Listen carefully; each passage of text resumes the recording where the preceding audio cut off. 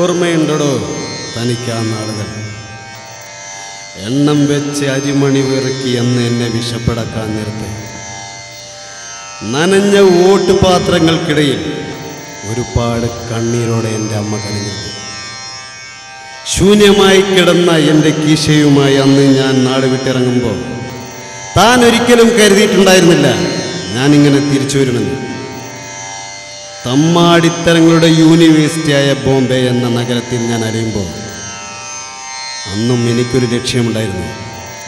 പിടയ്ക്കുന്ന മനസ്സോടെ നീറുന്ന നെഞ്ചിടപ്പോടെ തൻ്റെ മുഖത്ത് നോക്കി രണ്ട് സംസാരിക്കാൻ സർവേശ്വരൻ അനുഗ്രഹിച്ചടാ. ഇനി നിന്റെ നാളുകൾ നിന്റെ കുടുംബത്തിൻ്റെ അടിത്തറ പെറുക്കി ഞാൻ എണ്ണും. ആ ദിവസം ഇന്ന് സർവേശ്വരൻ എൻ്റെ മുന്നിലെത്തിച്ചു തന്നടാ, മറക്കണ്ട.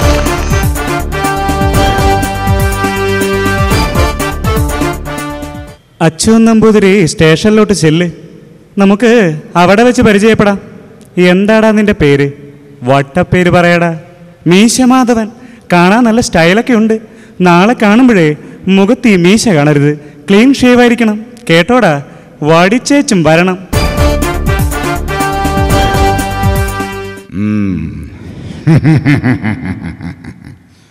മേരിയുടെ കുറിച്ചുള്ള ആർട്ടിക്കൽ മനോഹരമായി.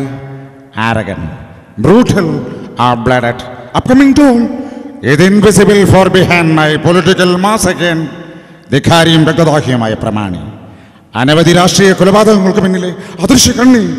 ഈ കിരീടങ്ങളെല്ലാം എനിക്ക് നന്നായി ചേരുമല്ലേ? എല്ലാം ദൈവനിശ്ചയം.